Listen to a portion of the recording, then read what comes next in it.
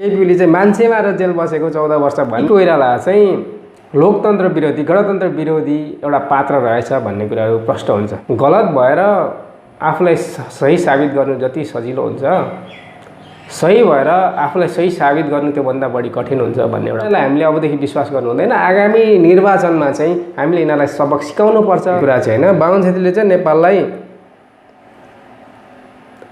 नेपालको एउटा मानचित्र नै यो ग्लोबबाट चाहिँ तबाह गर्ने परिस्थिति चाहिँ अहिले सिर्जना। Mongol online TV. Mongol online TV हेरेर बस्नुहुने तपाईँ सम्पूर्ण 80% हिन्दू मूलवासी मंगोलहरूलाई हार्दिक स्वागत गर्दछु। म अर्जुन मंगोल र साथीहरू, आजको पाहुना स्वरूप मंगोल नेसनल अर्गनाइजेसनका युवा प्रतिभाशाली केन्द्रीय सदस्य श्याम लिम्बुज्यूलाई निम्त्याएको छु। आउनुहोस् उहाँलाई कार्यक्रममा स्वागत गरौँ। श्यामजी, स्वागत छ तपाईँलाई। हजुर, धन्यवाद। हिजो आज कसरी बिताइरहनु भएको छ? अहिले हेरिरहेको छु नेपाली राजनीतिको गतिविधिहरू, विश्व राजनीतिको परिवेशहरू, गतिविधिहरू निहालिरहेको छु।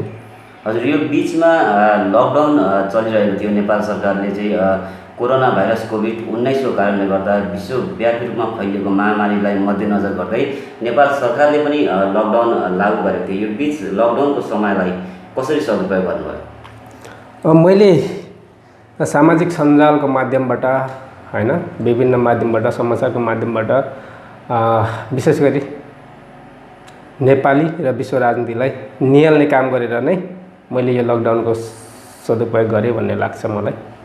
हजुर, अब आगामी चुनाव पनि नजिकिँदै गइरहेको छ। तपाईँहरूको सङ्गठन मंगोल नेसनल अर्गनाइजेसनको तयारीलाई चाहिँ कसरी गर्दै हुनुहुन्छ तपाईँहरूले? मंगोल नेसनल अर्गनाइजेसनले आफ्नो कार्यक्रमहरू जारी राखिरहेको छ। जनतामा जाने, जनतालाई आफ्नो कुराहरू सुनाउने हैन। अहिले त सामाजिक सञ्जालको विकास भएको छ, हिजोको जस्तो अवस्था छैन हैन। विभिन्न माध्यमबाट अहिले हामीले आफ्नो कुराहरू पुर्याउन सकिन्छ जनतामाझ।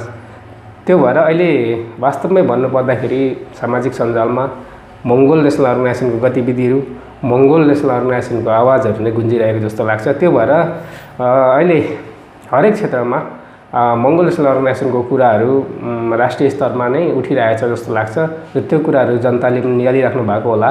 किनभने जनताले जुन जुन पार्टी र जुन जुन नेताहरूलाई अहिलेसम्म साथ र सहयोग गरिरहेका छन् ती सबैबाट लोपा खाइसके भन्ने हामीले बुझेका छौँ र अन्तिमचोटि मंगोल नेसनल अर्गनाइजेसनलाई आम नेपाली जनताले साथ र सहयोग पुर्याउनुहुन्छ र उहाँहरूले मंगोल नेसनल अर्गनाइजेसनलाई विश्वास गरेर आज जसरी नेकपालाई स्पष्ट बहुमत दिएको छ, त्यही हैसियतमा एक दिन आगामी दिनमा मंगोल नेसनल अर्गनाइजेसनलाई जनताले हेर्नेछ भन्ने हामीले विश्वास राखेका छौँ।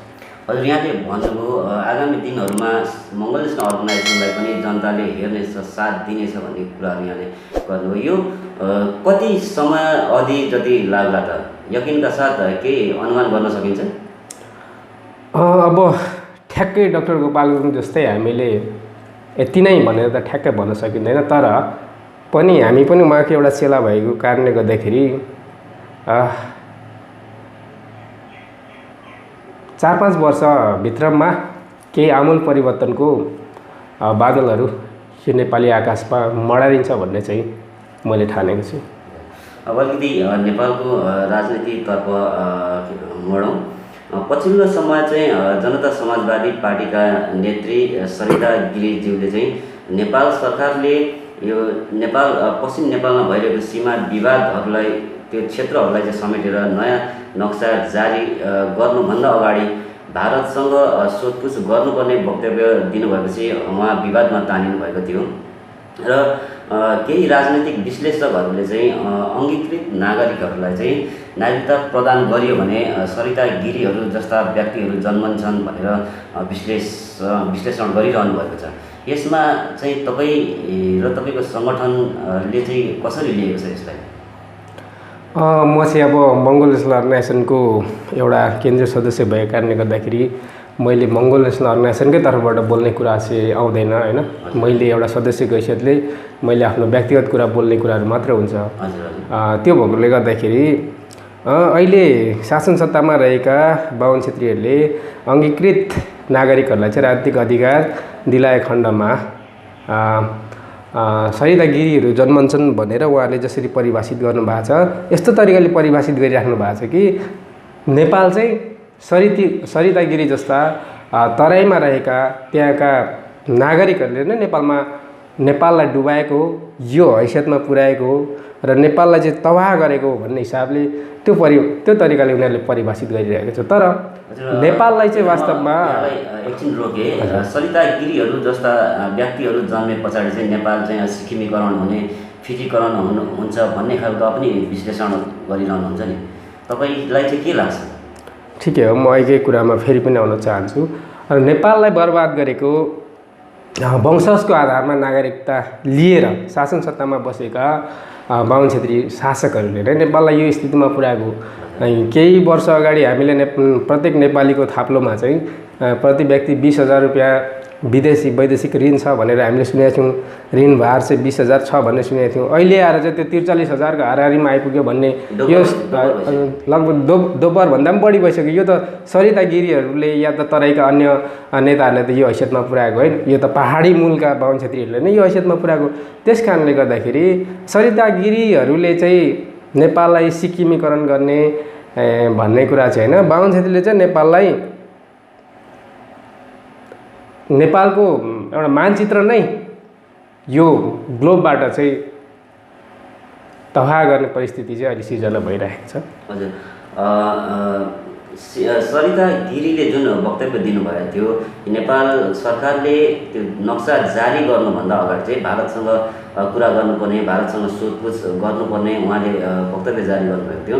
यसलाई चाहिँ तपाईँले कसरी लिनुहुन्छ? उहाँको वक्तव्य सही हो? उहाँको कुरा, अब उहाँको भित्रको सेन्टिमेन्ट के छ त्यो त अब हामीले भन्न सकिँदैन होइन।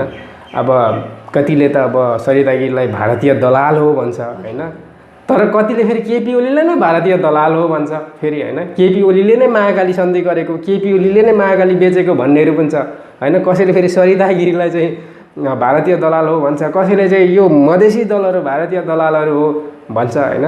त्यो भन्नेले आफ्नो तरिकाले भनिरहेको हुन्छ, तर सरिता गिरी भारतीय दलाल हुनु पनि सक्छ या त ऊ नेपाली राष्ट्रवादी पनि हुनसक्छ। त्यसमा त अब हामीले ग्यारेन्टीको साथ त भन्न सकिँदैन होइन। तर पनि उसले उठाएको माग र मुद्दा चाहिँ मलाई जायजै लाग्यो। किन भन्दाखेरि उसले के भन्यो त, ठिकै छ, अब उहाँले के भन्नुभयो भन्दाखेरि वार्ता गर्ने होइन, पहिला वार्ता गर्ने, वार्ताबाट यो समस्याको समाधान गर्ने। अर्को विकल्प के त होइन, अर्को विकल्प के, युद्ध गर्ने होइन। युद्ध गर्ने भनेर त्यो विकल्प उहाँले दिनु भएन होइन। अब सीमा विवादको विषयमा त कि वार्ता गर्नु पर्यो कि युद्धै गर्नु पर्यो होइन, कि चाहिँ अब संयुक्त राष्ट्रसङ्घमा जानु पर्यो होइन, अन्तर्राष्ट्रिय अदालतमा जानु पर्यो, यी कुराहरू छन्। अब सरिता गिरीले भन्नुभयो वार्ता होइन, शान्तिपूर्ण वार्ताबाट आफ्नो भूमि फर्काउँ भनेर भन्नुभयो। त्यो कुरा त जायजै लाग्यो। अब युद्धै गरेर लिने भन्दा किन त्यो लिम्पियाद्वारा कालापानी मात्रै पुरै भारतै लिए पनि भइगयो नि त, क्षमता पुग्छ भने होइन। तर अर्को कुरा कहाँ जोडिन्छ त भन्दाखेरि, ल ठिक छ, सरिता गिरी अहिलेको वर्तमान शासकहरूको नजरमा गलतै भयो, भारत प्रस्थ नै भयो, उनको सांसद पद समेत खारेज भयो, ल त्यो पनि ठिकै छ। तर त्यो उनको सांसद पद खारेज भए बापत चाहिँ त्यो लिम्पियाधुरा कालापानी र लिपुलेक चाहिँ त्यो नक्सामा मात्रै होइन, त्यो वास्तविकतामा त्यो नेपालीहरूले आफ्नो अधिकार जमाउन सक्ने गरी त्यहाँनेरि त्यसको उपस्थिति हुनुपर्छ, नेपाली जनतालाई त्यहाँ उपस्थिति गराउनुपर्छ होइन।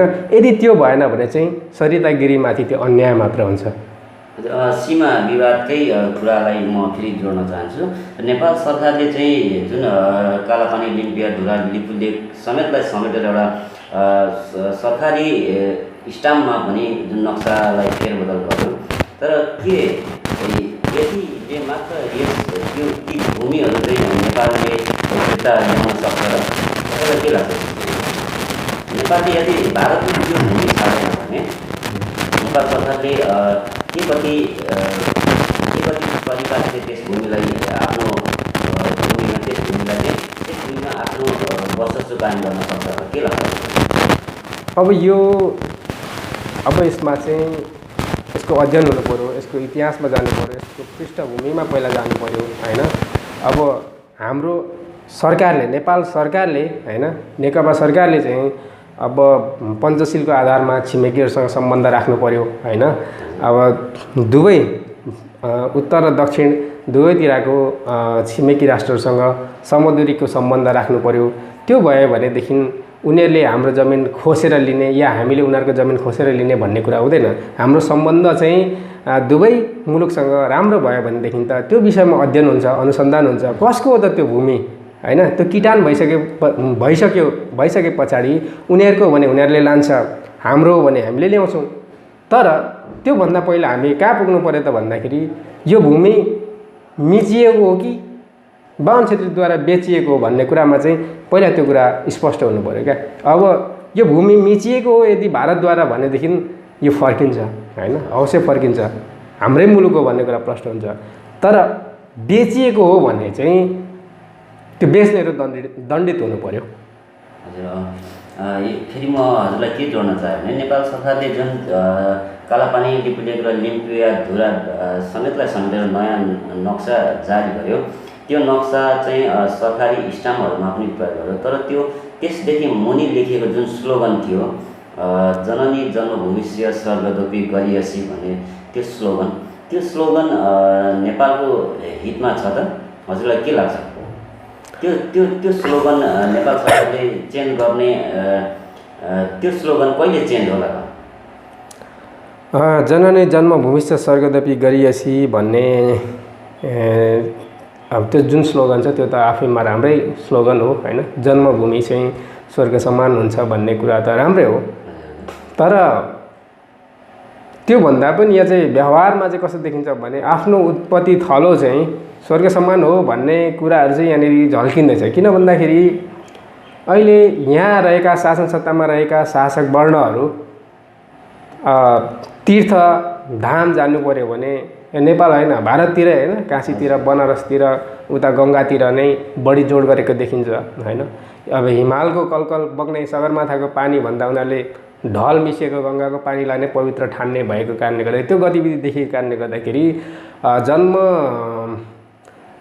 जन्मभूमि चाहिँ स्वर्ग समान होइन, आफ्नो उत्पत्ति भूमि चाहिँ होइन, हिजो खेल्दै खेल्दै हुर्किँदै आएको ठाउँहरू चाहिँ स्वर्ग समान हो कि भन्ने छाँटकाइहरू चाहिँ त्यो देखिएको छ। नारामा त ठिकै हो, सही नै हो। विशेष गरी प्रदेश नम्बर 2 का मधेसी मूलका नागरिकहरू चाहिँ भारतीय हुन्, उनीहरूले चाहिँ नेपालको नागरिकता किनेर बोकेका छन् भन्ने खालको आरोपहरू पनि पहाडी मूलका नागरिकहरूले लगाइरहेको हामी देख्न सकिरहेका छौँ। यस विषयलाई चाहिँ हजुरले कसरी लिइरहनु भएको छ, के भन्नुहुन्छ? वास्तवमै मधेसी मूलका नागरिकहरू भारतीय नै हुन् त? यो कुराहरू हामीले व्यवहारमा पनि देखिँदैछौँ। किन भन्दाखेरि 63 सालदेखि यता बनेको नागरिकतालाई चाहिँ सरजमिनमा पनि मान्यता नदिएको परिस्थितिहरू मैले पनि ठाउँ ठाउँमा देखेँ होइन, आफूले पनि फेस गरेँ होइन। मैले चाहिँ ठ्याक्कै 62 सालमा बनाएको नागरिकता भएको कारणले गर्दाखेरि सबै क्षेत्रमा मेरो सरजमिन चलिरहेछ।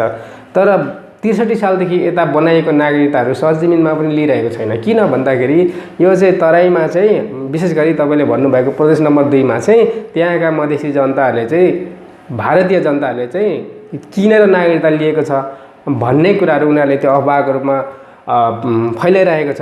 हुनसक्छ कतिले किनेर लिए पनि होलान्, तर त्यो बेलामा 75 जिल्लामा सिडिओहरू चाहिँ बाहुन क्षेत्री नै थिए होइन। त्यो नागरिकता बेचेर बिल्डिङ ठड्याउने, काठमाडौँमा 3-4 बिल्डिङ ठड्याउने चाहिँ बाहुन क्षेत्री नै थिए भन्ने कुराहरू चाहिँ अहिले आउँछ। किन भन्दा तराईमा रहेका तराईवासी त्यहाँका नागरिकहरूले पनि सिडिओहरू त सबै बाहुन क्षेत्री नै त थिए भनेर भनिरहेछ। त्यो वास्तवमा जायज कुरा पनि हो होइन। अलिकति प्रसङ्ग मोड्न चाहे मैले, हजुरको विचारमा नेकपा भनेको कस्तो पार्टी हो? नेकपा भनेको चाहिँ नेताले कमाउने पार्टी होइन, त्यही भनेर मैले बुझ्दै आइरहेको छु। नेकपाको एकतालाई चाहिँ नेकपाको एकता प्राकृतिक कि अप्राकृतिक? केही विश्लेषकहरूले चाहिँ यो नेकपा पार्टीको जुन एकता छ यो चाहिँ अप्राकृतिक हो र केही समय पश्चात फुट्छ भन्ने खालको आकलनहरू गरिरहनु भएको छ। यो चाहिँ प्राकृतिक हो कि अप्राकृतिक हो, हजुरलाई कस्तो लाग्छ? यो मैले पनि विभिन्न डिबेटहरू हेरिराखेको छु। त्यसमा विभिन्न दलका नेताहरूले चाहिँ, विश्लेषकहरूले चाहिँ यो नेकपाको एकता नै अप्राकृतिक छ, यो केही समय पछाडि गएर फुट्छ भनेर भनिरहेको मैले सुन्छु। तर मेरो आफ्नो सोचमा होइन चाहिँ यो प्राकृतिक जस्तो लाग्छ मलाई। किन भन्दाखेरि केपी ओलीको पृष्ठभूमि हेर्दाखेरि पनि आखिर हिजो सशस्त्र क्रान्ति गरेरै आएको जस्तो देखिन्छ होइन, झापामा विद्रोह गरेर आएको होइन, मान्छेहरूलाई आतङ्कित पारेरै आएको भन्ने देखिन्छ। अब पुष्पकमल दाहाल प्रचण्डको पृष्ठभूमि हेर्दा पनि 17,000 मान्छे मारेको भन्ने कुरा त छ।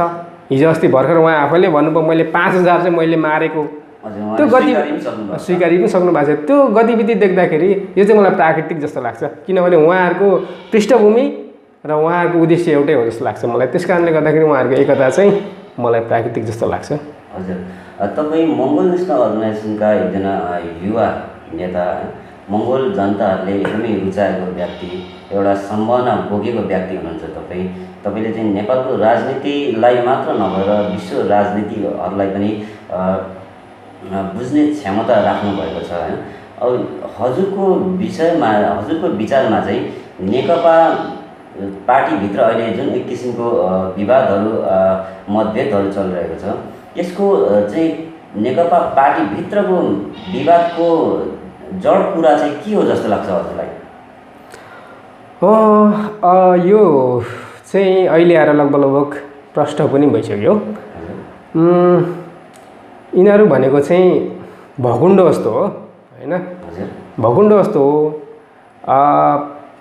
केही समय अगाडि हामीले रामायणमा सुन्ने गरेको थियौँ नि, रावणको चाहिँ 10वटा टाउको थियो भन्ने कुरा है। तर डाक्टर गोपाल गुरुङज्यूले चाहिँ यसलाई फरक ढङ्गले परिभाषित गर्नुभएको छ। रावणको चाहिँ 10वटा टाउको होइन, 10 जना विद्वानमा भएको विवेक चाहिँ उहाँ एउटैमा भएकोले गर्दाखेरि उहाँलाई चाहिँ कसरी नराम्रो देखाउने त भन्ने आर्य शासकहरूले चाहिँ देखाउने भनेर चाहिँ उहाँको टाउको चाहिँ 10वटा बनाइएको भन्ने हामीले सुन्थ्यौँ। तर त्यो 10वटा टाउको वास्तवमा चाहिँ त्यो अप्राकृतिक रहेछ क्या, त्यो चाहिँ मनगढन्तै रहेछ, काल्पनिक रहेछ भन्ने कुरा कसरी पनि प्रष्ट हुन्छ भन्दाखेरि अहिले नेकपाको 2टा टाउको देखिन्छ हामीले होइन।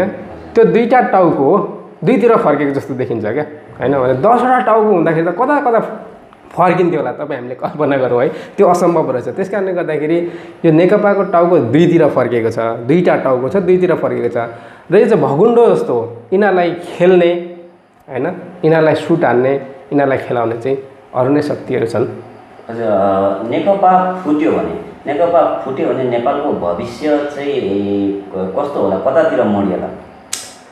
नेकपा फुटेर केही पनि फरक पर्दैन, किनभने नेकपा हुनुभन्दा अगाडि एमाले पनि पटक पटक फुटेकै हो, माओवादी पनि पटक पटक फुटेकै हो होइन।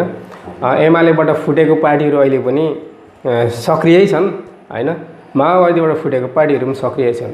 तर यो नेकपा फुटेर चाहिँ नेपालमा कुनै पनि परिवर्तन होइन, कुनै पनि त्यस्तो आमूल परिवर्तन या कुनै पनि त्यस्तो खालको छाँटकाट हामीले देख्न पाउँदैनौँ। तर परिवर्तन चाहिँ कतिखेर हुन्छ भन्दाखेरि जब नेकपालाई विश्वास गर्दै आएका ती तमाम नेपाली जनताहरू, उनीहरूमा चाहिँ नयाँ विचारको सिर्जना भएर होइन, यिनीहरू साँच्ची नै हामीलाई ठगेर हामीलाई चाहिँ अल्मल्याएर आफ्नो दुनो सोम्याउनेहरू मात्रै रहेछ, छोज्याउनेहरू मात्रै रहेछ। त्यस कारणले गर्दाखेरि यिनीहरूलाई हामीले अबदेखि विश्वास गर्नु हुँदैन। आगामी निर्वाचनमा चाहिँ हामीले यिनीहरूलाई सबक सिकाउनुपर्छ। यो कङ्ग्रेस र कम्युनिस्टबाट चाहिँ 70 वर्षको इतिहासमा नेपालमा केही पनि परिवर्तन भएन, यिनीहरूलाई हामीले 2/3 बहुमत दिए पनि, स्पष्ट बहुमत दिए पनि कुनै परिवर्तन हुँदैन भन्ने जनतामा चाहिँ त्यो खालको विस्फोटको भावना पैदा भयो भने मात्रै केही हुन्छ। यो नेकपा फुटे पनि नफुटे पनि त्यसले कुनै तात्विक भिन्नता ल्याउँदैन। नेकपाले ओलीको नाममा चुनाव लड्यो, संसदीय दलको नेता पनि बनायो, पार्टी अध्यक्ष र प्रधानमन्त्री दुवै बनायो। यतिखेर पूर्ण बहुमतले संविधान संशोधन गराएर नयाँ नक्सा पनि जारी गर्यो। तर नेकपाको नेताहरू चाहिँ राष्ट्रघाती हुन् भनेर खैरो खनिरहेका छन्। यसमा के कारण हुन सक्ला? केही समय अगाडि होइन अस्ति कति 15 गते 16 गते भित्रमा चाहिँ एमसिसी पास गरिसक्नुपर्ने होइन। यदि त्यो समयभित्रमा चाहिँ एमसिसी पास भएन भनेदेखि चाहिँ त्यसको म्याद गुज्रिने र त्यो एक्सपायर हुने होइन, त्यो सम्झौता एक्सपायर हुने भन्ने कुराहरू चाहिँ हामीले मिडियाहरूमा सुनिरहेका थियौँ, पढिरहेका थियौँ।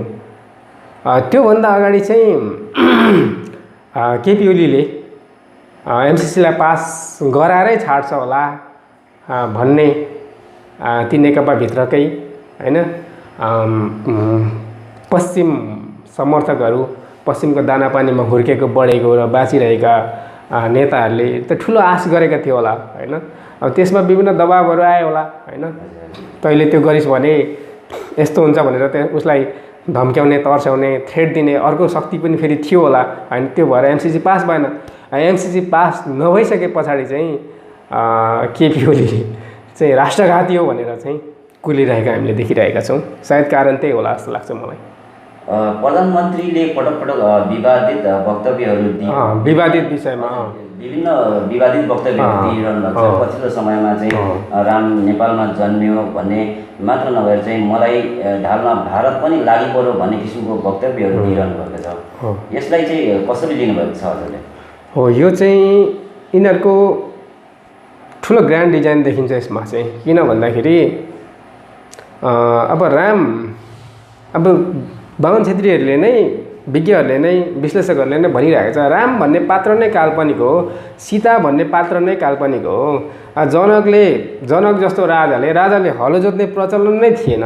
त हलो जोत्दाखेरि अब मान्छे बच्ची भेटिन्छ भन्ने कुरा नै अप्राकृतिक हो, यो अवैज्ञानिक हो। जनकपुरको जुन राम जानकी मन्दिर छ त्यो पनि काल्पनिक रूपमै हो, काल्पनिक एउटा काल्पनिक रूपमा नै एउटा कुनै कहानी, कुनै कथा तयार गरेर त्यो हिसाबले ठड्याएको भन्ने कुरा उहाँहरूकै भनाइबाट पुष्टि हुन्छ। तर यसको पछाडि के देखिन्छ त भन्दाखेरि राम नेपालमै जन्मेको हो भनेर चाहिँ रामको नाममा विभिन्न ठाउँमा मठ मन्दिरहरू बनाउने, मूर्तिहरू बनाउने आदि इत्यादि गरेर चाहिँ यहाँ नेपालको, यहाँका मूलवासी मङ्गोलहरूको जल, जमिन र जङ्गललाई चाहिँ कब्जा जमाउने, खोला नालालाई कब्जा जमाउने, जङ्गलहरूलाई कब्जा जमाउने नीतिहरू देखिन्छ। किन भन्दाखेरि विगत 2-4 वर्ष भयो होला पाथिभरा निस्कियो, पाथिभरा उत्पत्ति भयो भनेर यही पूर्वको पनि विभिन्न जङ्गलहरूमा पाथिभराको मन्दिर ठाउँ ठाउँमा ठड्याएको हामीले देखिरहेछौँ है। त्यही रणनीति बमोजिम चाहिँ यो अभिव्यक्ति आएको हो भन्ने मलाई लाग्छ। भारतलाई चुनौती दिन सक्ने नेपालको एकमात्र प्रधानमन्त्री केपी ओली मात्रै हुन्। उनी राष्ट्रवादी नेता हुन्। उनी गुच्चा खेलेर प्रधानमन्त्री बनेका होइनन्। 14 वर्षसम्म जेल बसेर प्रधानमन्त्री बनेका हुन् भन्छ नि विश्लेषकहरू। हजुर चाहिँ कसरी लिनुहुन्छ? मलाई पनि केपी ओली 14 वर्ष जेल बसेको भन्ने कुरामा चाहिँ राष्ट्रको लागि ठुलै त्याग गरेको रहेछ, योगदान गरेको रहेछ भन्ने मलाई पनि लाग्थ्यो। तर भर्खरै आएको विभिन्न विश्लेषकहरूको होइन, एउटाको मात्रै होइन 2-4 विश्लेषकहरूको अभिव्यक्ति सुन्दाखेरि चाहिँ म छाँगाबाट खसेँ। किन भन्दाखेरि केपी ओली त राजनीतिक बन्दी थिएनन् भन्ने कुराहरू आयो होइन। कसैले भन्छ केपी ओली चाहिँ डाका गरेर जेल परेको हो भन्छ होइन, 14 वर्ष जेल बसेको भन्छ। कसैले चाहिँ केपी ओली चाहिँ मान्छे मारेर जेल बसेको 14 वर्ष भन्ने अभिव्यक्तिहरू उनीहरूकै मान्छेहरूबाट चाहिँ आए पछाडि ओहो यो मान्छे राष्ट्रवादी होइन रहेछ भन्ने कुराहरू चाहिँ मलाई अहिले भर्खर मनन भइरहेछ। नत्र भने त देशको लागि 14 वर्ष बस्यो जेल, ओहो ठुलै काम गरेको, योगदान त ठुलै गरेको, ठुलै त्याग गरेको भन्ने लागिरहेको थियो। तर राजनीतिक बन्दी थिएन भन्ने कुराहरू चाहिँ अहिले छ्यापछ्याप्ती मिडियाहरूमा आउँदाखेरि चाहिँ राष्ट्रको लागि खासै केही गर्ला जस्तो लागेन मलाई। अब समग्रमा भनिदिनुहोस् कि नेपालको मुख्य राजनीति, वास्तविक राजनीति भनेको चाहिँ के हो? नेपालको वास्तविक राजनीति चाहिँ के हो त? नेपालको वास्तविक राजनीति भनेको चाहिँ अहिले विश्वमा देखा परेको 2टा महान शक्तिशाली राष्ट्रहरू बिचको आपसी द्वन्द्व, चाहे त्यो एउटा प्रोक्सी वार भनौँ। अहिले त अब आम्ने सामनेमै 2टा शक्तिशाली राष्ट्रहरू आम्ने सामने नै आइसकेको अवस्था छ होइन। बिचमा खेल्ने भाल्टाङ बुल्टुङहरू अहिले ओझेल परिसकेको छ होइन। हिजो चाहिँ कस्तो हुन्थ्यो भन्दाखेरि एक्टरहरूले चाहिँ रोल प्ले गर्थे, अहिले चाहिँ डाइरेक्टरहरू आफै नै हैन रोल प्ले गरिरहेको अवस्थामा नेपालको राजनीति चाहिँ ती दुईटा शक्तिशाली राष्ट्रहरू बीचको आपसी सङ्घर्ष नै नेपालको राजनीति हो भन्ने बुझेको छु मैले। हजुर, नेपालको भिजनरी नेता भनेको बिपी कोइराला मात्रै हुन्। काङ्ग्रेसले बिपीको मार्ग छोडेको कारणले गर्दा पराजय भोग्न परेको हो भन्छन् नि काङ्ग्रेसीहरू। हजुरलाई कस्तो लाग्छ यस विषयमा? विभिन्न मिडियाहरूको माध्यमबाट पत्र पत्रिकाको माध्यमबाट पढ्दाखेरि र नेपालको कथित इतिहासहरू हामीले पढ्दाखेरि बिपी कोइराला एकमात्र यस्तो हुनहार राष्ट्रवादी नेता हो भन्ने तरिकाले नै चित्रण गरेको हामीले पनि पाउँथ्यौँ। तर अहिलेको वर्तमान परिप्रेक्ष्यमा आएर हेर्दाखेरि हामीले अध्ययन अनुसन्धान गर्दाखेरि बिपी कोइराला चाहिँ लोकतन्त्र विरोधी गणतन्त्र विरोधी एउटा पात्र रहेछ भन्ने कुराहरू प्रष्ट हुन्छ। किन भन्दाखेरि काङ्ग्रेसकै विश्लेषकहरूले काङ्ग्रेसकै नेताहरूले भनिरहेको छ हैन, अहिले काङ्ग्रेसले चाहिँ बिपीको मार्ग छोड्यो भनिरहेछ हैन। किन भन्दाखेरि बिपी कोइराला चाहिँ संसदीय संवैधानिक राजतन्त्रको पक्षधर हो हैन। राजतन्त्र बिनाको नेपाल बिपी कोइरालाले कल्पनै गरेको थिएन हैन भन्ने अभिव्यक्तिहरू आइरहेछ काङ्ग्रेसीहरूबाटै, काङ्ग्रेसकै विश्लेषकहरूबाटै। त्यति मात्रै नभएर मनिषा कोइराला उसकै सायद भतिजी हुनुपर्छ हैन, उसैले भन्यो बिपी कोइराला बिपी बा चाहिँ पहिला कम्युनिस्ट हुनुभयो, त्यस पछाडि काङ्ग्रेस बन्नुभयो, अन्तिममा गएर राजावादी बन्नुभयो भनेर भनिसकेपछि त अब बिपीको त कुरै सकिगयो नि हैन। अब राजावादी बन्नुभयो भनेर उसकै भतिजीले भनिसकेपछि काङ्ग्रेसीहरूले नै हैन काङ्ग्रेसलाई चाहिँ अहिले लोकतन्त्रको मार्गमा गणतन्त्रको मार्गमा ल्याइसके, बिपीको मार्ग छोडिसके भनिसकेपछि बिपी कोइराला कस्ता पात्र हुन् भन्ने कुरा चाहिँ त्यहाँबाट प्रष्ट भइहाल्छ। अहिले जुन नेपाली काङ्ग्रेसले चाहिँ बिपी कोइरालाको जुन संसदीय राजतन्त्रको मार्गलाई छोडेर लोकतन्त्रतिर अलिकति ढल्किएको छ र अहिले नेपालमा लोकतन्त्रको पक्षमा रहेको पार्टी भनेको अलिकति यसो हेर्दाखेरि काङ्ग्रेसलाई मात्र देख्न सकिन्छ। तर के काङ्ग्रेस पार्टीलाई नेतृत्व गर्नुहुने जुन नेतृत्व वर्गहरू छन् उनीहरूले लोकतन्त्रलाई वास्तवमै रुचाएका हुन् कि पछिल्लो समय जनताको जुन एक किसिमको माग थियो त्यसलाई सम्बोधन गर्नको लागि देखावटी रूपमा मात्रै लोकतन्त्रको पक्षमा छन् त? हजुरलाई कस्तो लाग्छ, यो कसरी बुझ्नुभएको छ? काङ्ग्रेसले अहिले पनि लोकतान्त्रिक समाजवाद भन्ने नारालाई एक्सेप्ट गरिसकेको जस्तो मलाई लाग्दैन। काङ्ग्रेसले अहिले पनि प्रजातान्त्रिक समाजवाद, हिजो बिपीकै पालाको प्रजातान्त्रिक समाजवाद भनेको चाहिँ राजतन्त्र सहितको लोकतन्त्र हैन भन्ने अडानमै अहिले पनि छ कि जस्तो लाग्छ मलाई हैन। किन भन्दाखेरि यो संविधान नयाँ, यो अहिले 2072 सालमा बनेको नयाँ लोकतान्त्रिक संविधानको मुताबिक अहिले पनि नेपाली काङ्ग्रेस चलिरहेको जस्तो मलाई लाग्दैन। किन भन्दाखेरि यो संविधानले चाहिँ लोकतान्त्रिक गणतन्त्रलाई आत्मसात गरेको छ हैन। प्रत्येक राजनीतिक दलले चाहिँ हरेक प्रान्तहरूमा चाहिँ प्रदेशहरूमा चाहिँ प्रदेश समितिहरू अर्थात् प्रदेश सभाहरू गठन गर्नुपर्ने भन्ने छ। त्यो काङ्ग्रेसको गतिविधिहरूमा अहिलेसम्म पनि देखिएको छैन, अधिवेशनहरू पनि भइरहेको छैन हैन। प्रदेश वाइज उनीहरू गइरहेको जस्तो मलाई लाग्दैन हैन। तर पनि हिजोको दिनमा काङ्ग्रेसले चाहिँ कम्युनिस्ट जस्तो निरङ्कुश नभएर हैन आवधिक निर्वाचनलाई चाहिँ आत्मसात गरेको कारणले गर्दाखेरि जे जसरी भए पनि लोकतान्त्रिक पद्धतिलाई चाहिँ स्वीकार गर्दै आएको परिस्थितिहरूमा चाहिँ भोलि गएर यो खुइले नेताहरू, खोके नेताहरूको अन्त्य पछाडि चाहिँ युवा जमातहरू, जहाँ चाहिँ मङ्गोलहरू पनि विशिष्ट क्षमता बोकेका मङ्गोलहरू पनि नेपाली काङ्ग्रेसमा देखिएको कारणले गर्दाखेरि उहाँहरूले र बाहुन क्षेत्रीहरू पनि आधुनिक हैन मोडर्न बाहुन क्षेत्रीहरू युथहरूले चाहिँ लोकतान्त्रिक गणतन्त्रलाई आत्मसात गरेर नेपाली काङ्ग्रेसलाई पुनरुत्थान गर्छ जस्तो लाग्छ। हजुर, तपाईँको कुराहरू सुन्दाखेरि हैन मङ्गोल नेसनल अर्गनाइजेसनको कुराहरू सुन्दाखेरि मलाई एकदमै राम्रो लाग्छ। एकदमै जायज मुद्दाहरू, मागहरू नै उठाइरहेको छ सङ्गठनले जस्तो लाग्छ। तर जनताले तर जनताले किन रुचाइरहेको छैन एमएनओलाई? यसको अब साधारण जवाफ चाहिँ के हुन्छ भन्दाखेरि एउटा भनाइ छ, गलत भएर आफूलाई सही साबित गर्नु जति सजिलो हुन्छ, सही भएर आफूलाई सही साबित गर्नु त्योभन्दा बढी कठिन हुन्छ भन्ने एउटा भनाइ छ। तथापि यो परिवर्तन देशमा हुने परिवर्तन चाहिँ देशभित्र भएको आन्दोलनले मात्रै होइन, विश्वमा भएको राजनीतिक परिवर्तन, त्यसले सिर्जना गरेको राजनीतिक माहौल परिवेशले पनि ठुलो भूमिका निर्वाह गरेको हुन्छ।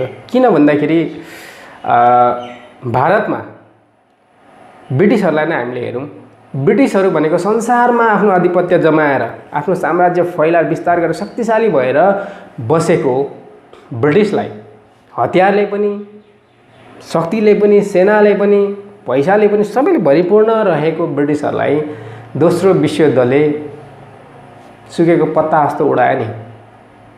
त्यस्तै नेपालमा पनि बाहुन क्षेत्रीहरू 2/3 भन्छ होइन, स्पष्ट बहुमत भन्छ, के भन्छ, यत्रो शक्ति लिएर बसेको बाहुन क्षेत्रीहरू विश्व राजनीतिको परिवेशले त्यो परिवर्तनले कहाँ उडाउँछ पत्ता हुँदैन। अब अर्का राजनीतिक विश्लेषक सुरेन्द्र केसी ज्यूले चाहिँ म बने भने मात्र राष्ट्र बनिन्छ, म देशको विशिष्ट पदमा रहे भने म देशको लागि केही गरेर देखाउँछु भनेर चाहिँ सामाजिक सञ्जालहरूमा गर्जिरहनु भएको छ। के उनी कार्यकारी राष्ट्रपति वा कुनै विशिष्ट पदमा बसे भने देशको लागि केही गर्ला, साँच्चै गर्ला नि त? अहिलेसम्मको हजुरको बुझाइमा कसरी बुझ्नुभएको छ? उसको इन्टरभ्यूहरू, उहाँको यस भविष्यवाणीलाई हजुरले कसरी लिनुभएको छ? उसको अन्तर्वार्ताहरू मैले पनि बेला बेलामा हेर्छु। कहिलेकाहीँ त उसले आफूलाई इमरान खान नै हो भन्दो पनि रहेछ क्या होइन, इमरान खान हो म पनि भन्दो रहेछ साथीले है। तर ऊ चाहिँ गर्जेको भन्दा पनि ऊ चाहिँ रोएको जस्तो लाग्छ मलाई होइन। किन भन्दाखेरि हिजो राजाको शासनको बेलामा उसले पनि एउटा जागिरे भएर जुन अवसर पाएको थियो होइन, राजाको शासन भनेको त क्षेत्रीको शासन हो। त्यो हिजो राजाको शासन हुँदाखेरि उसले पनि होइन, कुन चाहिँ खोजमा जन्मेको एउटा क्षेत्रीको छोराले पनि अवसर पायो होइन, यहाँ टियुको प्रोफेसर रहेछ होइन, त्यो अवसर पायो नि त। तर त्यो बेलामा जुन बेला राजाको शासन थियो त्यो बेलामा बाहुनहरूले चाहिँ विशेष गरी रुँदै हिँड्नुपर्ने परिस्थिति थियो क्या। उनीहरूले पनि क्षेत्रीहरूसँग लडेर भिडेर मात्रै अवसरहरू पाउँथ्यो। अब अहिले त क्षेत्रीहरूको शासन अन्त्य भयो, अहिले त बाहुनहरूको शासन छ। अब बाहुनहरूको शासनको बेलामा यी यस्ता सुरेन्द्र केसी, यस्तो के शाही अरे ज्ञानेन्द्र शाही, कुनै के भन्ने क्षेत्रीहरूले चाहिँ अब रोएर हिँड्नुपर्ने दिन आउँछ होइन, आयो भनौँ न। त्यस कारणले गर्दाखेरि अब उसले चाहिँ त्यहाँ कार्यकारी राष्ट्रपति हुने त होइन, अब यसरी रुँदै हिँड्नुपर्ने दिन चाहिँ आइसकेको हो भन्ने लाग्छ। ज्ञानेन्द्र शाही, हेमराज थापा, लेनिन विष्ट लगायतका अन्य साना दलका कार्यकर्ताहरूले तेस्रो धार बनाउने भन्दै सडकमा सङ्घर्ष गरिरहेका छन् नि, तपाईँलाई चाहिँ के लाग्छ त? यिनीहरू चाहिँ मलाई के लाग्छ भन्दाखेरि यिनीहरू चाहिँ भिरमा उम्रिएको एउटा रुख जस्तो लाग्छ क्या मलाई। भिरमा उम्रेको रुख चाहिँ कस्तो कस्तो अवस्थामा चाहिँ काम लाग्दो रहेछ भन्दाखेरि कोही कोही बेला मान्छेहरू भिरबाट खसिहाल्यो भने खसेको मान्छेको यस्तो छेपारीहरू, पाखुराहरू त्यो रुखको हाँगामा उन्निएर भए पनि, झुन्डेर भए पनि कमसेकम मृत्यु भइ नहालेको, जीवन चाहिँ रक्षा भइरहेको, त्यस पछाडि मानवले उद्धार गरेको परिवेशहरू, त्यो घटनाहरू पनि हामीले कोही कोही बेला समाचारमा सुन्न पाउँछौँ नि होइन। त्यस्तै अब यो नेपालमा 521 वर्षदेखि बाहुन क्षेत्रीले ढलिमली गर्दै आएको शासन सत्ता चाहिँ हठात मङ्गोलहरूको हातमा जानुभन्दा एक स्टेप अल्झाएर राख्न सकिन्छ कि भिरमै भए पनि, रुखकै हाँगामा भए पनि होइन, एकचोटि फेरि यहाँका मङ्गोलहरूलाई झुक्याउन सकिन्छ कि भन्ने हिसाबले अगाडि आइरहेको मैले देखेको छु। हेमराज थापा, ज्ञानेन्द्र शाहीहरू चाहिँ अहिले वर्तमान समयमा चाहिँ एकदम भ्रष्टाचार विरोधी अभियन्ताको रूपमा सर्वसाधारण आम जनताहरूले चिनिरहेका छन्। र यी व्यक्तिहरू पटक पटक पक्राउ पनि परेका छन् तर पनि आफ्नो अभियान छाडेका छैनन्, आफ्नो अभियानमा अडिग रहेका छन्, भ्रष्टाचारीलाई ठेगाना लगाएरै छाड्छौँ भनेर लागिरहेका छन्। के यी व्यक्तिहरूले नेपालको भ्रष्टाचारलाई नियन्त्रण गर्ला त? भ्रष्टाचार मुक्त नेपाल बनाउन यी व्यक्तिहरू केही भूमिका होला त? अब भ्रष्टाचारीलाई तह लाएरै छाड्छु भन्ने अभिव्यक्ति हो भने नेपाल चाहिँ दक्षिण एसियाकै सबैभन्दा भ्रष्टाचारी मुलुक हो भनेर सार्वजनिक भइसकेको छ। अब कुन कुन भ्रष्टाचारीलाई चाहिँ उहाँले तह लाउनु भयो होइन, अहिलेसम्म त देखिएको छैन होइन। अब उहाँहरूले मलाई लाग्छ भ्रष्टाचारीहरू चिन्नै भएको छैन, या त चिनेर पनि नचिने जस्तो भएर हिँड्नुपर्ने परिस्थिति छ होइन। त्यस कारणले गर्दाखेरि अब भ्रष्टाचारी कहाँनिर बस्छ र कसरी भ्रष्टाचार हुन्छ भन्ने विषयमा उहाँहरूले सायद पत्तो पनि पाउनुहुन्न होला जस्तो लाग्छ। यदि पत्ता पाउनु भयो भने पनि सायदै केही गर्न सक्नुहुन्न होला जस्तो लाग्छ मलाई। भ्रष्टाचारलाई चाहिँ निर्मूल पार्छौँ भनेर एकदमै कडा अभिव्यक्तिहरू दिइरहनु भएको छ, सडकमा आन्दोलनहरू पनि गरिरहनु भएको छ। तर पनि भ्रष्टाचार भनेको भ्रष्टाचार अलिकति मात्रै भए पनि घट्ने अवस्थामा देखिन्न नि। यहाँ बिचमा के त्यस्तो सम्बन्ध छ जस्तो देखिन्छ? हजुरलाई चाहिँ के लाग्छ? भ्रष्टाचार शून्यमा आउनुको लागि या भ्रष्टाचार तीव्र गतिमा न्यूनीकरण हुनको लागि त यो देश जसको हो उनीहरू नै यो देशको शासन सत्तामा आउनु पर्यो नि।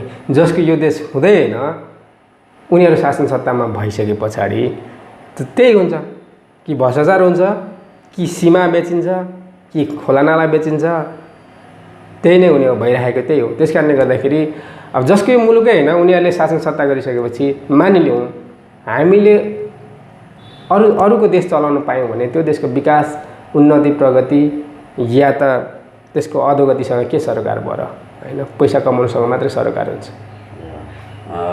कहिले के मङ्गोलहरूले नेपालको सत्ता सम्हालेको खण्डमा नेपाल चाहिँ एकदम विकासको गतिमा तीव्र रूपले अगाडि बढ्छ, नेपाल चाहिँ भ्रष्टाचार मुक्त हुन्छ। नेपालको आम मङ्गोल जनताहरूले मात्र नभएर सम्पूर्ण जनताले चाहिँ शान्ति सुरक्षा को महसुस गर्न पाउँछ भन्ने के ग्यारेन्टी छ त? अब त्यसको के ग्यारेन्टी छ भन्दाखेरि डाक्टर गोपाल गुरुङज्यूले आफ्नो पुस्तकहरूमा लेख्नु भएको कुराहरू, उहाँले बनाउनु भएको विधानमा उल्लेख भएको कुराहरू मङ्गोल नेसनल अर्गनाइजेसनले चाहिँ हुबहु पालना गरेर अहिलेसम्म अगाडि बढिरहेको छ। मलाई लाग्छ एक सुता पनि 1 इन्च पनि तलमाथि भएको छैन र हुँदैन पनि। र उहाँले के भन्नुभएको छ भन्दाखेरि मैले लडेको राजनीतिक लडाइँ भनेको दक्षिण अफ्रिकामा गोराहरूको रङ्गभेदी नीतिको विरुद्धमा नेल्सन मण्डेलाले लड्नुभएको रङ्गभेदी नीतिको विरुद्धमा लड्नुभएको नेल्सन मण्डेलाको लडाइँ जस्तै हो, नेपालको राजनीतिक लडाइँ दक्षिण अफ्रिकाको लडाइँ जस्तै हो भनेर भन्नुभएको छ। अब त्यसबाटै प्रश्न भइहाल्छ नि, हिजोको दक्षिण अफ्रिका र आजको दक्षिण अफ्रिका होइन। हिजो विदेशीहरूको हातमा हुँदाखेरिको दक्षिण अफ्रिका र त्यहीको मूलवासी कालाहरूको हातमा त्यहाँको बागडोर शासन सत्ता बागडोर आएको अवस्थाको दक्षिण अफ्रिका हेर्दाखेरि प्रश्न भइहाल्छ। दक्षिण अफ्रिकाको जुन नस्लीय रङ्गभेदको समस्या छ दक्षिण अफ्रिकामा, अहिले नेपालमा पनि रङ्गभेद वर्णभेदकै समस्या नै हो त? नेपालको राजनीति अरू त हुनै सक्दैन नि। नेपालको राजनीतिमा एकछिन रोक्न चाहे, मङ्गोल नेसनल अर्गनाइजेसनले चाहिँ नेपालमा नस्लीय विभेद छ, वर्णभेद छ भनेर आफ्नो अभियानहरू चलाइरहँदा पनि अझै केही विशिष्ट व्यक्तिहरू जो चाहिँ पढा लेखेका छन्, जसले चाहिँ राजनीतिलाई बुझेका छन्, राजनीति धेरै अगाडिदेखि राजनीति गरिरहनु भएका छन्, ती व्यक्तिहरू पनि तिनै नेपाली काङ्ग्रेस, एमाले, माओवादी, राप्रपा जस्ता राजनीतिक दलहरूमा आबद्ध रहेका छन् नि त। के उहाँहरूले चाहिँ नेपालमा नस्लीय विभेद छ भन्ने कुरा महसुस गर्नु नभएको हो कि अन्य केही त्यस्तो कारण होला हजुरको विचारमा? त्यो चाहिँ अस्ति एउटाले के भन्यो भन्दाखेरि जो त्रिभुवन विश्वविद्यालयको उपकुलपति छ नि एकजना के गुरुङ अरे, जगमान घले होला होइन। उनको विषयमा एकजना क्षेत्रीले कि बाहुनले के भन्यो भन्दाखेरि जगमान गुरुङको त्यो अभिव्यक्ति उनले चाहिँ अब हिन्दूहरूको विषयमा अभिव्यक्ति दिइरहेको हुन्छ नि त, त्यो पनि दिइरहेछ है, राम पनि नेपालमा जन्मेको भन्ने कुराहरू पनि ल्याइरहेछ। तर एउटा बाहुन या क्षेत्री मैले ठ्याक्कै बिर्सेँ, उसले के भन्यो भन्दाखेरि जगमान गुरुङको त्यो अभिव्यक्ति चाहिँ स्वच्छन्द अभिव्यक्ति होइन, त्यो चाहिँ उनको पदको अभिव्यक्ति हो, त्यो चाहिँ उनको भनौँ न उनलाई फालिएको शासकहरूले जुन फालेको हड्डी छ नि त्यसको वफादारिता हो भन्ने अभिव्यक्ति दिनुभयो क्या। त्यस कारणले गर्दाखेरि अर्को प्रश्न के हो तपाईँको? जतिको यो मङ्गोल वर्णका ठिक छ मैले बुझेँ। अघि तपाईँले भन्नुपर्ने नेपालको राजनीति चाहिँ वर्ण विभेदकै राजनीति हो त, दक्षिण अफ्रिकाको जस्तै जहाँ चाहिँ रङ्गभेदको राजनीति थियो त्यस्तै यहाँको वर्ण विभेदको राजनीति हो त भन्ने तपाईँको कुरामा नेपालको राजनीति वर्णभेदभन्दा अर्को त हुनै सक्दैन। किन भन्दाखेरि नेपालको राजनीति पार्टी र जाति बिचको हुँदै होइन भनेर त मैले विभिन्न राजनीतिक कार्यक्रमहरूमा पटक पटक भनिसकेको कुरा हो होइन। यदि पार्टी बिचको राजनीतिक द्वन्द्व हो भने त तपाईँको यहाँनिर कङ्ग्रेसले एमालेलाई पनि हराएको छ, एमाले कङ्ग्रेसलाई पनि हराएको छ, दुवैलाई फेरि माओवादीले पनि हराएको छ होइन। त्यो त भयो नि त, खोइ कुनै परिवर्तन आयो त होइन। कङ्ग्रेसले एमालेलाई पनि हरायो, एमाले कङ्ग्रेसलाई पनि हरायो, दुईवटा पार्टीलाई माओवादीले पनि हरायो, फेरि सबै मिलेर माओवादीलाई पनि हरायो, परिवर्तन त केही पनि आएन होइन। अर्को कुरा यी झापाकै कुरा गरौँ न, झापाको क्षेत्र नम्बर 3 मा राप्रपालाई कम्युनिस्टले सघायो होइन, हो कि नि त, नेकपाले सघायो। फेरि उता चितवनमा फेरि अरू कङ्ग्रेसहरूले पनि सघायो भन्ने कुराहरू छ। गोर्खामा फेरि बाबुरामलाई चाहिँ फेरि अन्य दलको पार्टीहरूले पनि सघायो भन्ने छ। भनेपछि यिनीहरूमा त फरक त रहेन रहेछ नि त होइन। बाबुराम कि उसकै पार्टीले मात्रै, उसकै पार्टीको भोटर्सले मात्रै जितेको भन्ने छैन होइन। उसलाई त कङ्ग्रेसले कि कुनले पनि सघायो भन्ने कुराहरू छ होइन। त्यस कारणले गर्दाखेरि त्यहाँबाट पनि प्रश्न हुन्छ कि नेपालको राजनीति पार्टी बिचको सङ्घर्ष होइन, यो वर्ण बिचको सङ्घर्ष हो भन्ने कुरा प्रश्न हुन्छ। त्यो अरू तपाईँले भन्नुभयो अरू पार्टीमा रहेका हाम्रै अनुहारका साथीहरू भनेको चाहिँ त्यो जगमान गुरुङको जस्तै हो। हजुर, यो कुरा जुन नेपालमा चाहिँ वर्ण बिचको जुन राजनीतिक समस्या छ होइन, यो कुराहरू चाहिँ यो देशको मूलवासी मङ्गोल जनताहरूलाई बुझ्न कति समय जति लाग्ला अझै? यो चाहिँ मैले अघि पनि भने नेपालको राजनीति भनेको वर्णभेदको राजनीति हो। वर्णभेदको राजनीति फेरि नेपालमा मात्रै होइन, यो विश्वमै देखा पर्यो अहिले, यो विश्वमै रहेछ भन्ने कुरा थाहा भयो होइन। किन भन्दाखेरि हिजोको दिनमा चाइनिज अनुहारलाई देख्ने बित्तिकै कोरोना भनेर चाहिँ जुन हिसाबले अपहेलना गरियो नि भनेपछि तपाईँको यिनीहरू झापामा पनि मैले उता एउटा बाहुनको छोरोले उता इन्डोनेसियाको केटी बे गरेर ल्यायो, तर पनि उनीहरूलाई यहीँको मङ्गोलहरूलाई गरिने विभेद सोचेर बे गरेको भोलिपल्ट उनीहरूलाई भान्जा छुट्याइयो भनेपछि यो रङ्गभेद वर्णभेद भन्ने कुरा चाहिँ यो देशभित्र मात्रै सीमित होइन होइन, विश्वव्यापी रहेछ, यो ग्लोबलाइज रहेछ भन्ने कुरा प्रष्ट भयो। त्यस कारणले गर्दाखेरि यो रङ्गभेदको विरुद्धमा होइन तपाईँले देख्नुभयो भर्खरै अमेरिकामा एउटा कालालाई गरिएको त्यो अभद्र अमानवीय व्यवहारप्रति कत्रो आन्दोलन भयो होइन। त्यो आन्दोलन अहिले होइन ब्ल्याक लिभ्स म्याटर भनेर चाहिँ अहिले हामी विभिन्न क्षेत्रमा चाहिँ होइन रङ्गभेदको विरुद्धमा विभिन्न स्पोर्ट्सहरूमा पनि नो रेसिजम भन्ने कुराहरू हामीले देख्न पाउँछौँ। यो रङ्गभेदको मुद्दा चाहिँ अहिले विश्वव्यापी भएर गइसकेको छ होइन।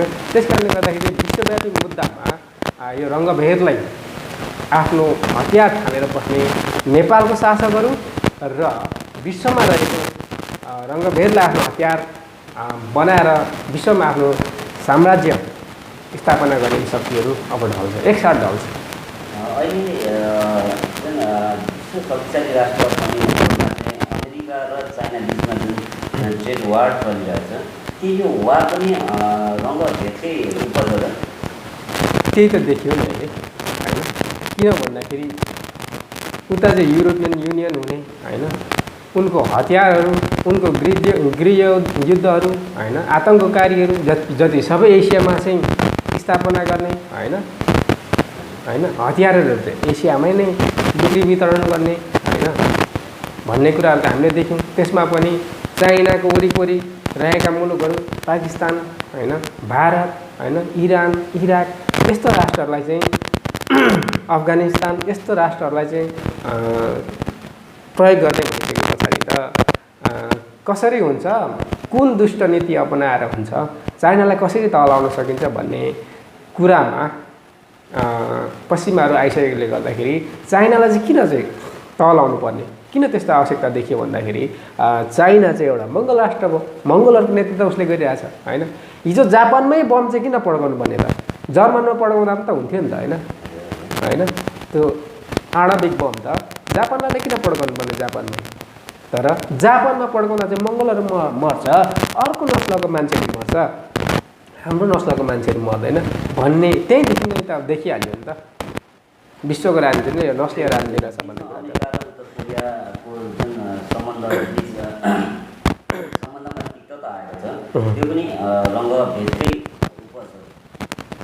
अब त्यो चाहिँ एउटा प्रोक्सी वारको एउटा परिणाम हो जस्तो हो भन्ने कुरा प्रष्ट छ होइन।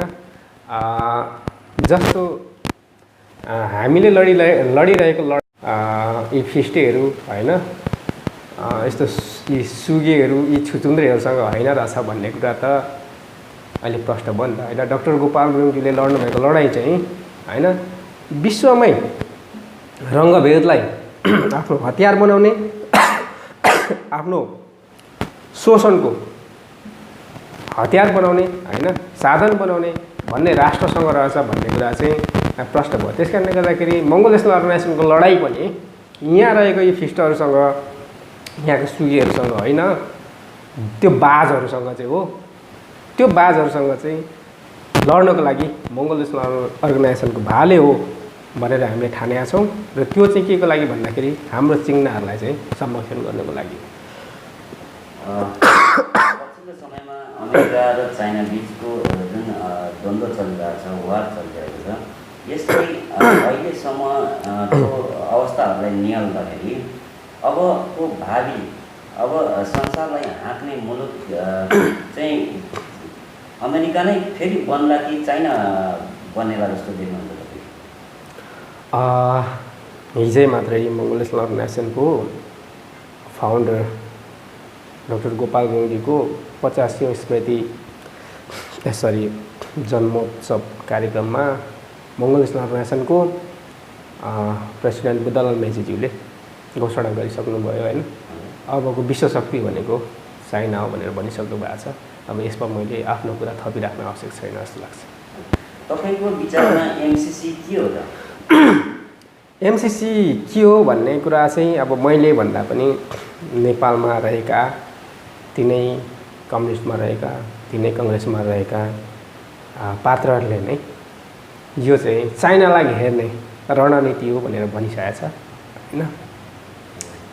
र सबै कुराको गतिविधि हेर्दाखेरि त्यही नै हो भन्ने कुरा नै पुष्टि हुन्छ। हजुर, नेपालमा एमसिसी जुन मितिमा पास हुनुपर्ने थियो त्यो मितिमा भइरहेको छैन र नेपालका प्रधानमन्त्री केपी शर्मा ओली चाहिँ एमसिसी पास गर्नै पर्छ भनेर चाहिँ एउटा अठोट लिएर लागिरहनु भएको छ। तर पनि एमसिसीलाई सरस्वती हेर्दाखेरि एमसिसी नेपालको लागि मात्र नभएर चाइनाको लागि पनि खतरा छ। तर पनि चाइनाको एमबिसीले चाहिँ केपी शर्मा ओली नै प्रधानमन्त्री हुनुपर्छ, नेकपा पार्टी फुट्नु हुँदैन भनेर नै जोड दिइरहनु भएको छ। यसभित्र चाहिँ के हो त्यस्तो हुनसक्ला? अस्ति एकजना विश्लेषकले चाहिँ के भन्दै गरेको मैले सुनेको थिएँ भने केपी ओलीलाई चाइनाले एमसिसी पास नगर्नु भन्ने शर्तमा चाहिँ उसको कुर्सी टिकाइदिएको छ भन्ने अभिव्यक्ति अस्ति मैले सुने। मलाई त्यही हो जस्तो लाग्छ होइन। र अर्को कुरा के पनि प्रष्ट हुन्छ भन्दाखेरि एमसिसी पास गर्ने कि नगर्ने होइन संसदमा त त्यो अहिले पुरा एउटा इस्यु बनिरहेछ। भनेपछि केपी शर्मा ओलीले एमसिसी पास गराएर भए उसको मन्त्री पद अहिलेसम्म गइसकेको हुन्थ्यो। मलाई लाग्छ अब यो फेरि पुरै अब एमएनएकै चाहिँ होइन अभिव्यक्ति, मेरो व्यक्तिगत अभिव्यक्ति हो होइन। एमसिसी पास गरायो यदि भने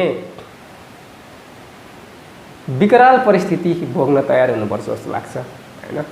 केपी ओली मलाई लाग्छ अस्तिको नाकाबन्दीमा त 6 महिना सङ्घर्ष गर्यो, अब चाहिँ 3 महिना पनि टिक्दैन जस्तो लाग्छ। टिक्दैन मात्रै होइन, उसले एउटा विकराल परिस्थितिको सामना गर्नको लागि तयारी भएर बसेको हुन्छ। अब त्यो परिस्थिति कस्तो हुन्छ भनेर चाहिँ अब भनिराख्नु पर्छ। र अहिलेको समयमा नेपाल सरकार अथवा केपी सरकार अथवा नेपाल सरकार कतातिर ढल्किरहेको छ जस्तो लाग्छ तपाईँलाई? चाइनातिर, भारततिर या अमेरिकातिर? अहिले नेकपाको अब सबै सांसदलाई त सबै मन्त्रीलाई त नभनौँ, तर त्यसको प्रमुख जो प्रधानमन्त्री हुनुहुन्छ ऊ चाहिँ हिजोदेखि नै पश्चिमातिर उसको टाउको चाहिँ फर्केको र उतैपट्टि बढी झुकेको जस्तो देखिन्छ होइन उसको गतिविधिले। तर उसको शरीर चाहिँ दायाँ बायाँतिर बढी खिचिएको, दुईतिरै होइन। अनुहार चाहिँ पश्चिमतिर फर्केको, उतैपट्टि अलिक बढी झुकेको, तर शरीर चाहिँ चीन भारत र पश्चिमाको बिचमा रहेको शरीर चाहिँ तर बढी खिचिएको चाहिँ दायाँ बायाँ बढी खिचिएको देखिन्छ। दायाँ बायाँ लम्कियो भने त हिजोको दक्षिण अफ्रिकाबाट आजको दक्षिण अफ्रिकामा नेपाल बन्छ, त्यो अवस्थामा बन्छ जस्तो लाग्छ। अब पश्चिमतिर चाहिँ लम्क्यो भने सायदै अहिलेको शासक बढ्न चाहिँ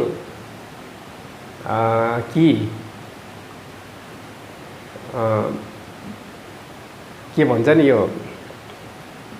दलाई लामाको परिस्थितिमा पुग्नु पर्यो कि चाहिँ के भन्छ टेकनाथ रिजालको हैसियतमा पुग्नु पर्यो होइन। त्यो स्थिति सिर्जना हुन्छ जस्तो लाग्छ। र शासक वर्णहरू चाहिँ कि रोहिङ्गाको परिस्थितिमा पुर्याउँछ होइन, कि चाहिँ दोस्रो विश्वयुद्धभन्दा अघिको यहुदीहरूको स्थितिमा पुग्छ जस्तो लाग्छ। किन भन्दाखेरि एमसिसी पास नभए पछाडि नै प्रश्न हुन्छ क्या, को शक्तिशाली छ भन्ने कुरा चाहिँ प्रश्न हुन्छ नि होइन। को शक्तिशाली छ त? जो शक्तिशाली छ उसकै त कुरा लागु हुने हो, जसको कुरा लागु भएन नि त कमजोर छ भन्ने कुरा देखिहाल्यो। हजुर, चाइनिज अहिलेसम्म कम्युनिस्ट देश हो। कम्युनिस्ट देश भएको कारणले गर्दाखेरि पनि अहिले विश्व शक्तिशाली राष्ट्र बन्ने दौडमा छ चाइना, दाउमा छ। तर नेपाल पनि कम्युनिस्टहरूले नै चलाइरहेका छन्। तर नेपालको यो अवस्था आउनुको कारण चाहिँ के हुन सक्ला? यो चाहिँ अब डाक्टर गोपाल गुरुङज्यूले धेरै अगाडि नै लेखिसक्नु भएको कुरा हो, लेखेर छोडी जानुभएको कुरा हो। नेपालमा कम्युनिस्टै छैन भनेर उहाँले भनिसक्नु भएको छ होइन। नेपालमा रहेका राजनीतिक दलहरू यिनीहरू भनेको चाहिँ कम्युनिस्टको खोल ओढ्ने र पुँजीवादीहरूको चाहिँ बोरा बोक्ने क्या, त्यस्तो खालको कम्युनिस्ट देखियो क्या। खोल चाहिँ कम्युनिस्टको, तर भारी चाहिँ कसको बोक्ने भन्दा पुँजीवादीहरूको भारी बोक्ने देखियो होइन। अब कम्युनिस्टहरूको चाहिँ अब उनीहरूमा चाहिँ पहिलो कुरा व्यक्तिगत धन नै हुनु भएन नि त होइन। उनीहरूसँग जे जति छ त्यो त राष्ट्रियकरण गरिदिनु पर्यो। अहिले सम्भवतः दक्षिण एसियाकै सबैभन्दा धनाढ्यहरूमा कम्युनिस्ट नेताहरूकै नाम आउला होइन। सायद त्यो कालो धन भएकोले गर्दाखेरि मात्रै उहाँले सो नगर्नु भएको हुनसक्छ। अब भन्नको लागि चाहिँ विनोद चौधरी नेपालको सबैभन्दा धनाढ्य बन्छ होइन। तर कालो धन भएको चाहिँ नेताहरू कम्युनिस्टकै नेताहरू पनि होइन। प्रचण्डकै भर्खरैका दुवैमा कति छ भन्ने कुराहरू त मिडियाहरूमा आयो नि त, त्यो सबै कुराहरू आयो होइन। त्यो देख्दाखेरि श्रीमतीको नाममा चाहिँ कति छ भन्ने कुराहरू भारतीय मिडियाहरूले प्रचार गरिरहेको थियो। हो, सायद सी जिनपिङको नाममा त सायद केही पनि छैन होला जस्तो लाग्छ मलाई। त्यो चाहिँ कम्युनिस्ट हो। हजुर, पछिल्लो समयमा चाहिँ पत्नीको हत्याको आरोपमा जेल परेका रञ्जन कोइराला जो चाहिँ जसलाई चाहिँ नेपालको सर्वोच्च अदालतले चाहिँ जेलमुक्त गराएको छ, उसलाई चाहिँ निर्दोष साबित गरेर जेलमुक्त गराएको छ। तर विगत केही वर्षदेखि जेलमै सडिनु परिरहेको माननीय रेशम चौधरी हुनुहुन्छ। उहाँलाई चाहिँ जनताले भोट दिएर बहुमतले विजय पनि गराउनु भएको थियो। जनताले विजय गराइसकेको व्यक्ति पनि अझैसम्म चाहिँ टिकापुर घटनाको मुख्य नायकको आरोपितको रूपमा जेलमै सडिनु परिरहेको अवस्था छ। तर हत्याको आरोप लाग्ने व्यक्तिहरू, रञ्जन कोइराला जस्ता व्यक्तिहरू पनि जेलमुक्त भइरहेको अवस्था छ।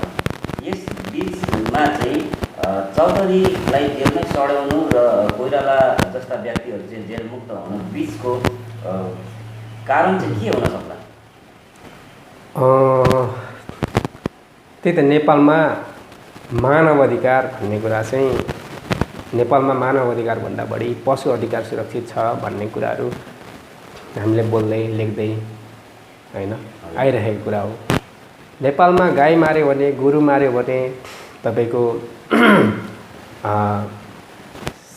यो चितुवा मार्यो भने, बाघ मार्यो भने, गैडा मार्यो भने त्यसले सजाय भोग्छ हैन।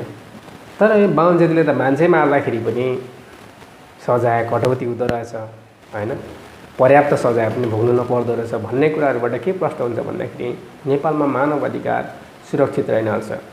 उसले चाहिँ भेनेजुएलामा मानव अधिकार हनन भयो भन्छ, कुन देशमा भएको मानव अधिकारको विषयमा, हननको विषयमा बोलिरहेको हुन्छ। तर आफ्नो देशभित्र चाहिँ मानव अधिकारको कसरी हनन भइरहेछ भन्ने कुरालाई चाहिँ उसले विश्व सामु गुमनाम गरेर राखेको छ भन्ने कुरा प्रश्न हुन्छ। र अर्को कुरा, यो संविधानले पनि नेपालको संविधान 2072मा मानव अधिकार आयोग भनेर एउटा आयोग गठन गरेको छ। यदि यहाँका तमाम मूलवासी मङ्गोलहरू चाहिँ यदि मानवै हो भनेदेखि अन्य आयोगहरूको नेपालमा आवश्यकता थिएन जस्तो लाग्छ। तर यहाँ त के छ त भन्दाखेरि दलित आयोग गरे, थारू आयोग गरे, मधिसे आयोग गरे हैन, महिला आयोग गरे। यो आयोगहरू कस्तो आयोग हो त? जनजाति आयोग गरे हैन। यी आयोगहरू किन त? मानव अधिकार आयोग भनिसके पछाडि त सकिगयो त। त्यो दलित पनि मानवै हो, त्यो थारू पनि मानवै हो हैन, त्यो महिला पनि मानवै हो हैन, मधेसी पनि मानवै हो। तर मानव अधिकार आयोग भएर अन्य आयोगहरू पनि स्थापना गरिनुको पछाडि यी रेशम चौधरी भनिएका थारूहरू हैन, त्यो चितवनको त्यो जङ्गलमा खोला किनारमा बस्ने चेपाङहरू हैन, त्यति मात्र होइन, यहाँका जनजाति भन्नेहरू पनि मानव होइन रहेछ भन्ने कुराहरू पुष्टि हुन्छ। त मानवै होइन भनेदेखि उनीहरूको मानव अधिकार कसरी सुरक्षित हुन्छ? हुँदै हुँदैन नि हैन। अब एउटा भनाइ नै छ नि, राति बास बसेको चाहिँ चराचुरुङ्गी पनि नउडाउनु भन्छ नि। तर बिचरा ती चेपाङहरू त चराचुरुङ्गीको हैसियतमा पनि रहेन रहेछ भन्ने कुरा स्पष्ट हुन्छ। यति मात्र होइन कि मैले एउटा पत्रिकामा पढेँ है, यो सरकार त हाम्रो पनि होला नि हैन। हामीले बिजुली मागेनौँ, हामीले बाटो मागेनौँ हैन, हामीले खानेपानी मागेनौँ हैन, हामीले अस्पताल मागेनौँ, हामीले स्कुल मागेनौँ, आफ्नो बलबुतामा सानो झोपडी बनाएका थियौँ, त्यो पनि सरकारले भत्काइदियो। सरकार लागि पर्यो भनेपछि सम्झौँ त अवस्था कस्तो रहेछ। वन मन्त्रीज्यूले त चेपाङहरूको घर भत्काएको होइन, गोठ मात्र भत्काएको हौँ भन्ने अभिव्यक्ति दिनुभएको थियो नि। हिजो चाहिँ ऊ पनि गोठमै बसेको रहेछ भन्ने कुरा चाहिँ उसको अहिले सामाजिक सञ्जालमा भाइरल भइरहेको तस्बिरबाट प्रष्ट हुन्छ हैन। बिचरा चेपाङहरूले चाहिँ भ्रष्टाचार गर्न पाएन। अब उसले चाहिँ अहिले महल ठड्या होला हैन।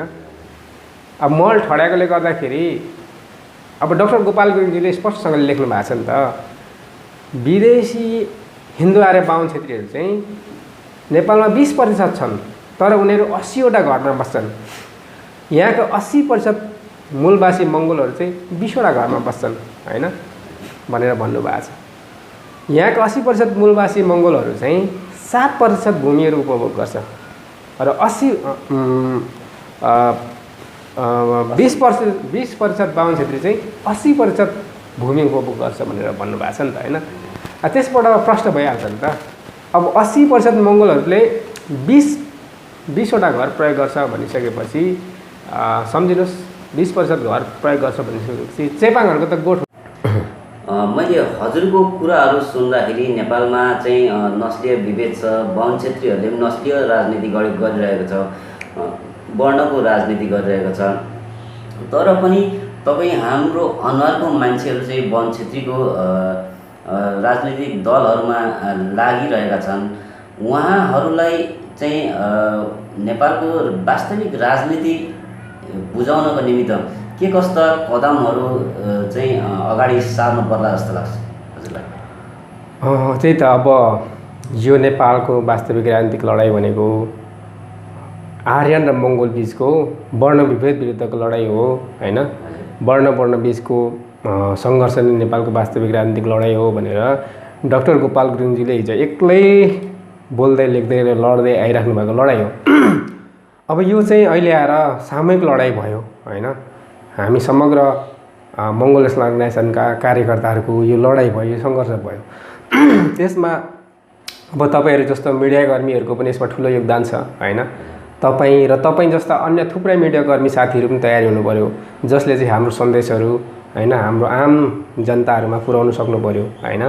अहिले त सामाजिक सञ्जालहरूको चाहिँ विकास भएको छ, टेक्नोलोजीको डेभलप भएको छ होइन। यसमार्फत चाहिँ हामीले हाम्रो सन्देशहरू छर्न सकौँ, यसमा तपाईँको पनि ठुलो योगदान छ होइन। र तपाईँले पनि आफ्नो धर्म राम्रोसँग निर्वाह गर्नुभयो भने, किन भन्दाखेरि यहाँको मिडियाहरू पनि सबै पार्टीले चलाएको छ होइन। यहाँको पत्र पत्रिका टेलिभिजन सबै पार्टीले चलाएको छ। अब यसमा त मङ्गोल नेसनल अर्गनाइजेसनको कुराहरू त आउँदैन होइन। त्यसमा अब हाम्रै मिडियाहरू तयारी भयो भने यो सबै कुराहरू ठाउँमा पुग्छ, टुङ्गोमा पुग्छ।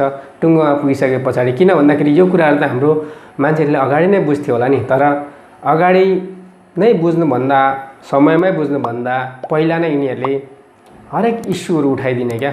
हाम्रो मूलवासी मङ्गोलहरूको ध्यानलाई चाहिँ डाइभर्ट गर्नको लागि यिनीहरूले विभिन्न इस्युहरू उठाइदिन्छ क्या।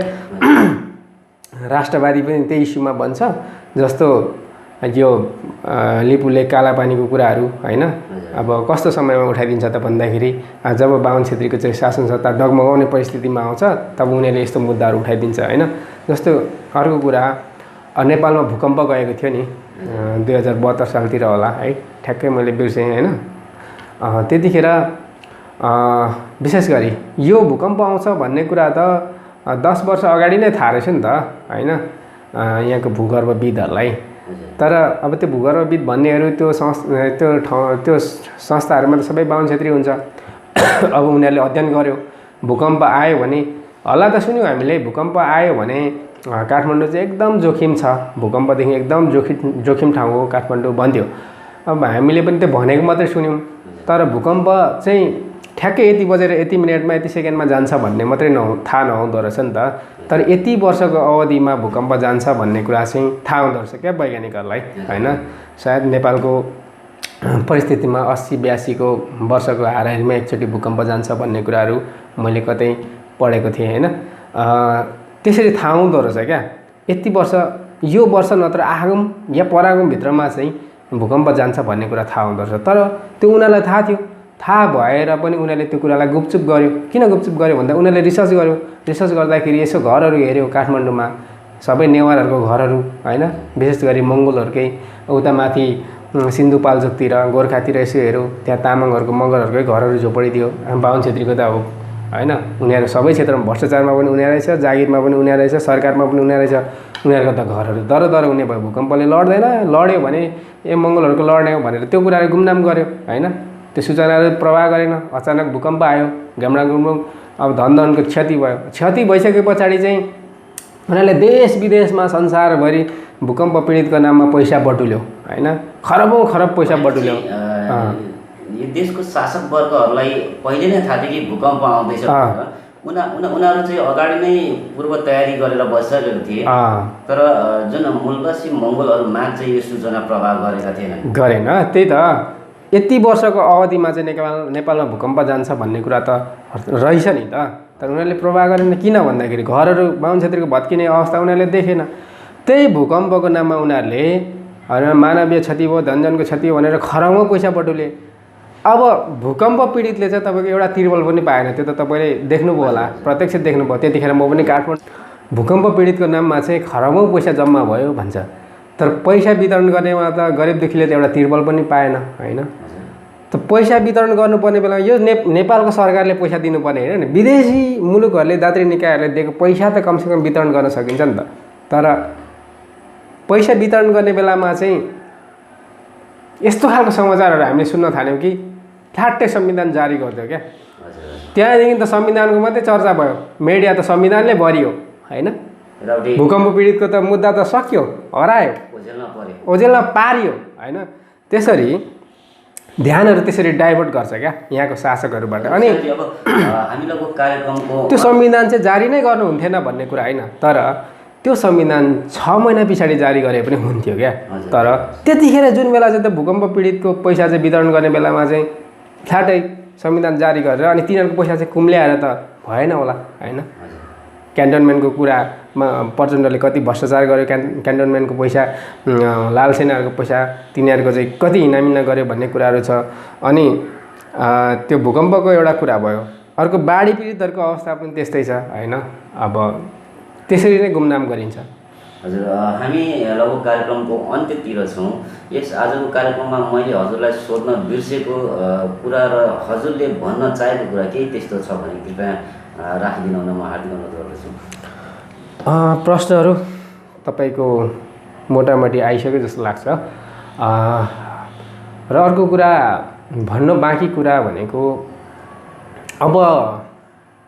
अबको विश्व मङ्गोलहरूकै हो भन्ने लाग्छ मलाई होइन। र यो अब मङ्गोलहरूले नेतृत्व गर्ने यो विश्वमा चाहिँ साँच्चै नै बुद्धको सन्देशहरू लागू हुन्छ होइन। उहाँले स्थापना गर्नुभएको शान्ति होइन, स्वतन्त्रता, भातृत्व होइन भन्ने कुराहरू होइन अगाडि आउँछ।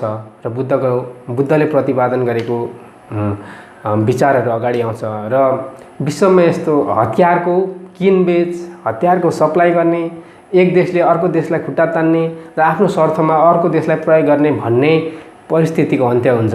संसारमा एउटा मानवता छाउँछ भन्ने चाहिँ मैले बुझेको छु, त्यस्तो मलाई महसुस भइरहेछ। र त्यो होडमा चाहिँ मङ्गोलहरूले नै त्यसको नेतृत्व गर्छ र त्यो होडमा मङ्गोलहरू अगाडि बढिरहेको जस्तो लाग्छ। र त्यही माहौलले नेपालमा पनि मङ्गोलहरूको शासन सत्ता स्थापित गराएर जान्छ भन्ने कुरामा म पूर्ण विश्वास छु। हस् त, हजुरलाई धेरै धेरै धन्यवाद। हजुरको एकदमै महत्त्वपूर्ण समय उपलब्ध गराइदिनु भएकोमा।